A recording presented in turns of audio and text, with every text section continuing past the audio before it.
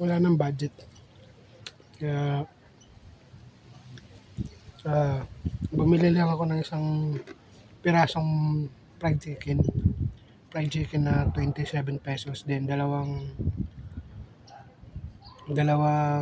rice, 12 pesos. So, 51 pesos yung lunch ko today. Ubos ng budget. Ayun. Wala pa sahod. Kaya dito na lang din ako kumain sa may motor ko. Yun.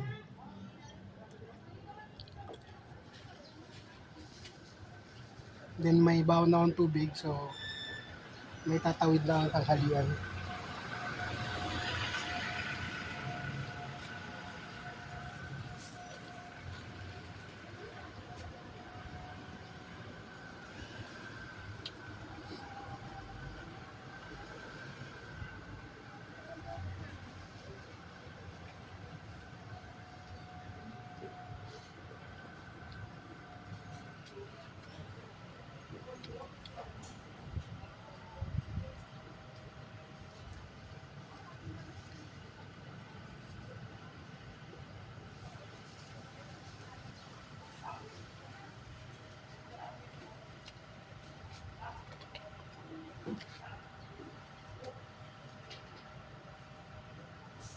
Padilim na ng padilim yung kalangitan. Dahil siguro sa bagyo. So, bibilisan ko lang to. Nandito ako ngayon sa Las Piñas sa may Pamplona 1. I think Tuazon Village to dito.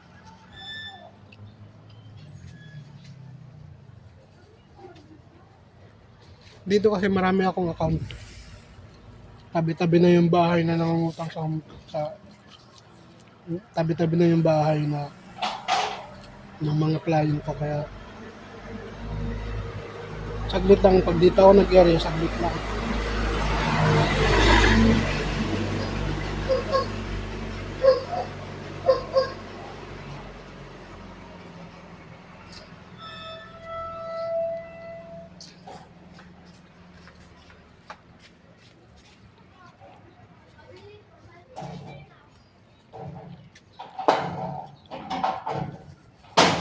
Ngayong araw nagre-revisit lang ako.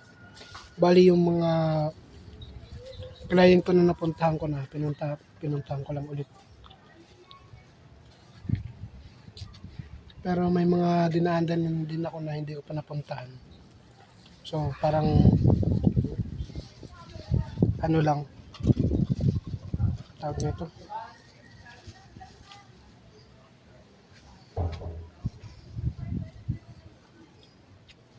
shuffle yung pag-visit ko ngayon sa mga client.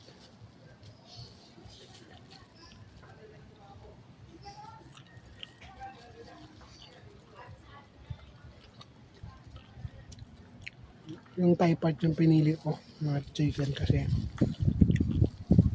halos lahat makakain mo. Konti lang yung buto. Hindi kagaya ng leg part. Yung laki ng buto.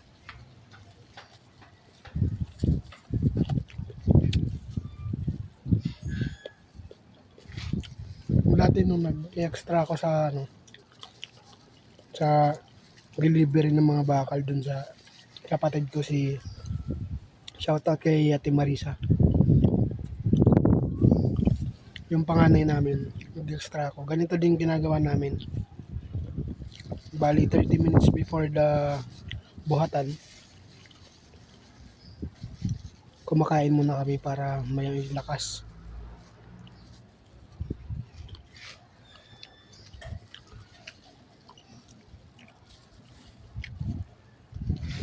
Wala na akong kanin pero may may chicken pa.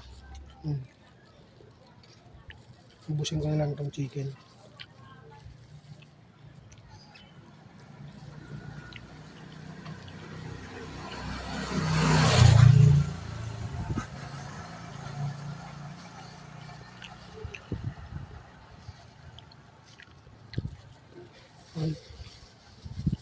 Done. Tapos na tayo kumain.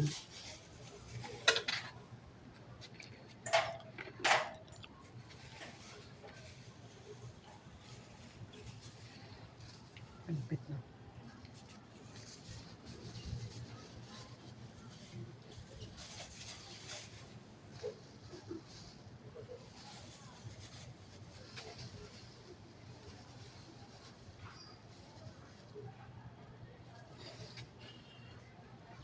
Regarding sa video, naubos ko na. Nagugutom na kasi ako kanina, so hindi ko na naisip mag-video. Naubos ko na yung isang rice kasi dalawang rice yung binili ko. Then, pagkaubos, nung mga siguro 3/4 na rin yung second rice. Ayun, saka ko lang naisip mag-video. That's the reason why paubos na yung pagkain ko. So, yung unopen ko yung camera.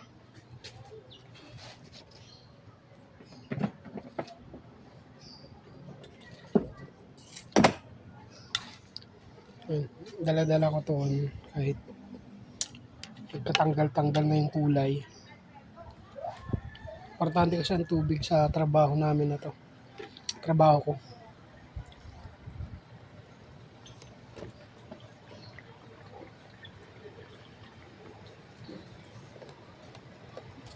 So, nag-area ako mga I think 4 hours. Dumating ako dito. Nag-start ako mga 10. Then, I don't know kung 10 or basta mga ganun. 10 mahigit. Mga 10:40. I think. Tapos kumain ako 1. And time check. It's already 2:03. Kumain ako mga 1:40. Mga ganun. So, nag-area na ako ng mga 4 hours. Tapos, konti na lang matatapos ko na siya. I just need to visit ng mga 5 contracts. Then, go home na. Uwian na.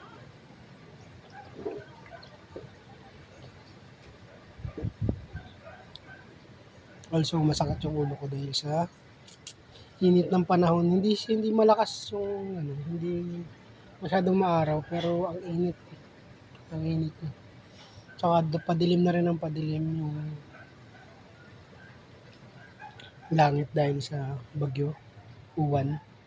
So mag-ingat tayong lahat, especially sa Luzon. Yan daw yung tutumbukin from the other areas. So mag-ingat po tayong lahat and God bless us all. Sana maging ligtas tayong lahat sa bagyong uwan. And thank you for watching, guys. That's the end of my video. Kasi mag-i-area na ulit ako. Hope you like my video and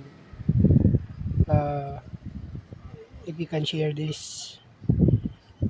and like the video, I will be more thankful. Thank you, guys, and have a good day. Bye.